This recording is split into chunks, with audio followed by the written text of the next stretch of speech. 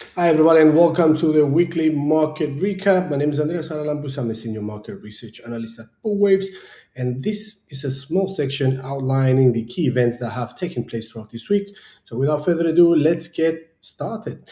On the first slide of our presentation, we have the main perpetrator of the week, if you would like, which has been the bond markets. More specifically, we saw the US 30-year yield climbing above the 5.3% level, which is a 19-year high, says a lot. And this kind of move has created this kind of necessity from the US Treasury to step into the markets and attempt to calm them. That is not the only thing that happened throughout this week. However, we also saw Brent crude, more specifically, climbing to the $94 per barrel area, which is kind of crazy. We're still amidst a war between the US and Iran, and the hopes for a deal are not yet here. We'll see about that. Bitcoin climbing to the 75,000 level, and lastly, the S&P 500 as a gauge of the overall US equity market has dropped approximately 2% this week, and it's all pretty much all of them tied to what has happened in the bond markets, and more specifically, we're going to have a closer look with this slide. So the long end of the curve has actually taken over, and long-dated government bond yields have hit multi-decade heights, not only in the US, but worldwide. But more specifically in the United States, we saw the US Treasury Department answering the call and the yelling and the screaming by bond yields rising to these kind of high levels by jumping in and conducting some sort of intervention or announcing at least a buyback to attempt, in a sense, to stabilize the market. But this kind of stability was pretty much erased rather fast, we might say, on Wednesday. So long-term yields have hit multi-decade highs across not only the US, but also Japan, Germany, France, and pretty much any other world economy, we might say, big ones at least. And more specifically, the US 30-year has actually cleared the 5.3% level, which is a 19-year high. It says a lot. And this is not on rate expectations on sticky inflation or the above $90 per barrel oil. Yes, it has something to do with that, but the main explanation we assigned to this kind of move was primarily due to bond markets placing a lot more emphasis on the fiscal side of things and the fiscal risk and the mounting government debt that the US economy is expected to face much more harsh troubles fulfilling or covering. And yes, that's pretty much why these kind of moves were created and sustained throughout this week, and the attempt by the US government, and more specifically the US Treasury, to contain them has not been that much successful. So yes, the FOMC meeting minutes also came out, and not even that was able to tame this kind of markets.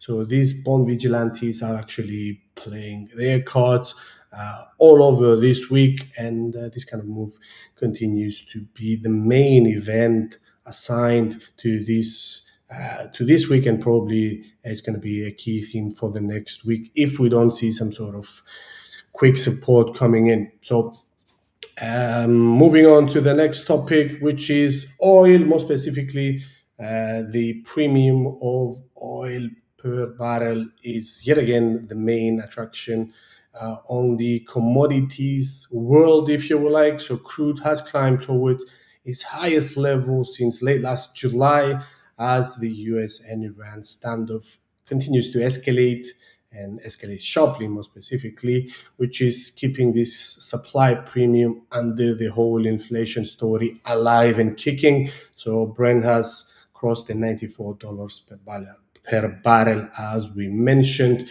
as the Strait of Hormuz effectively remains closed.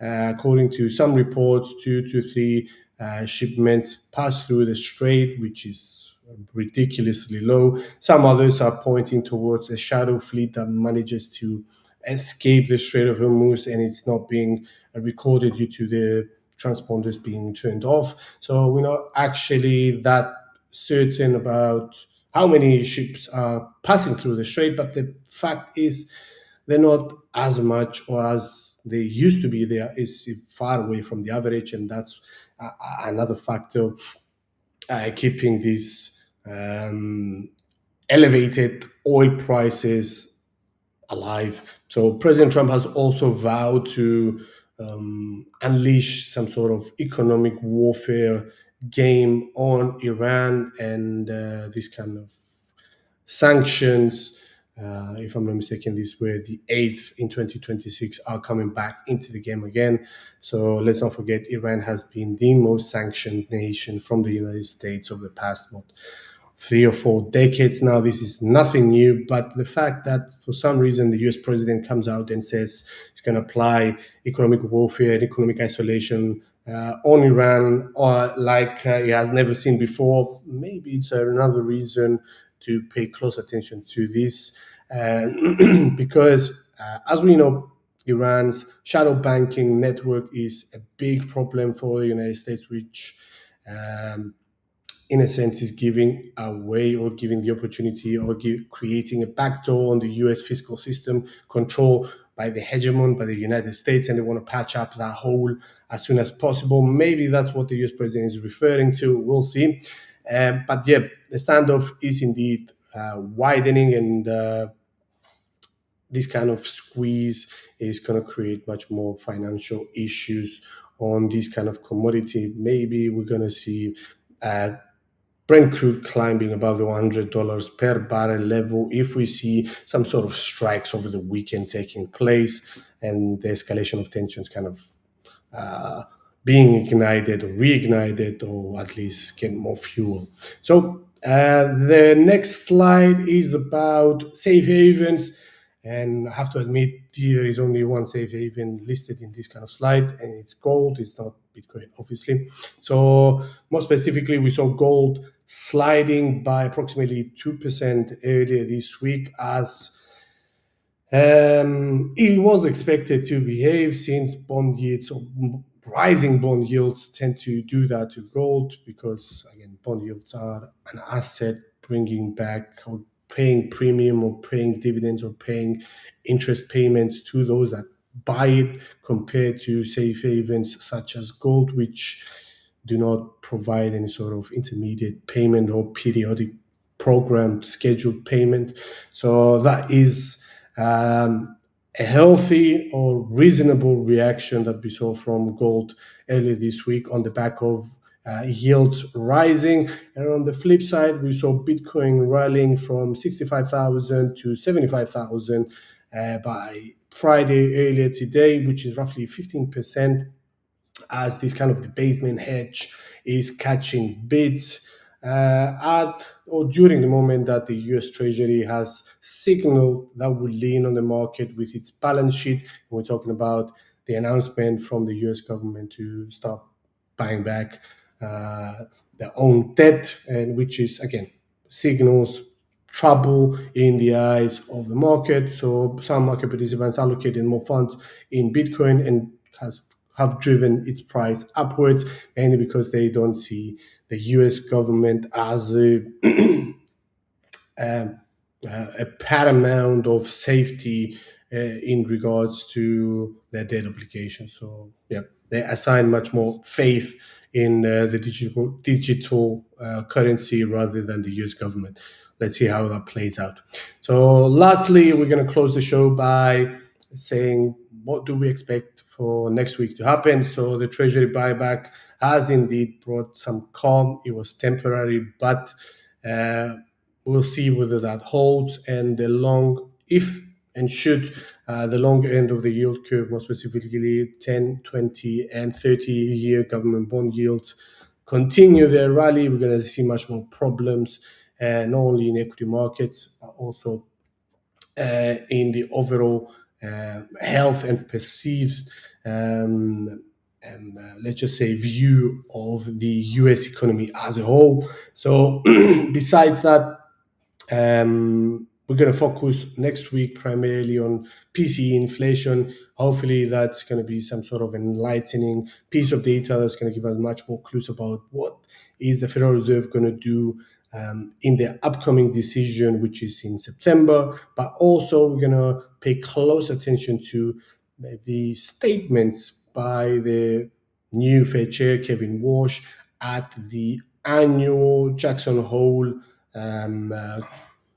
symposium, if you like, where the vast majority of policymakers of many nations come together and they discuss policy decisions. So the key notes or the key speeches are probably going to be from Kevin Walsh, Fed Chair Lagarde, but also from the Bank of Japan and Bank of England's government Bailey. Okay, so we're going to keep a close eye on that as well. So we're also going to be keeping a close eye, as I just mentioned priorly, on Brent crude and whether it's going to hold a $94 per barrel level or it's going to rise further from here, at least by the end of this session on Friday. And we'll monitor closely the developments over the weekend. If there is a further escalation of tensions, maybe Monday morning, we're going to get some sort of jump in prices again. But again, US 30-year is the primary focus for the next week. So hopefully you guys enjoyed this kind of section. Hopefully it was not long enough. Take care for the time being, and we'll catch you up on next week. Thanks for watching. Stay tuned. Ciao, ciao. Bye-bye.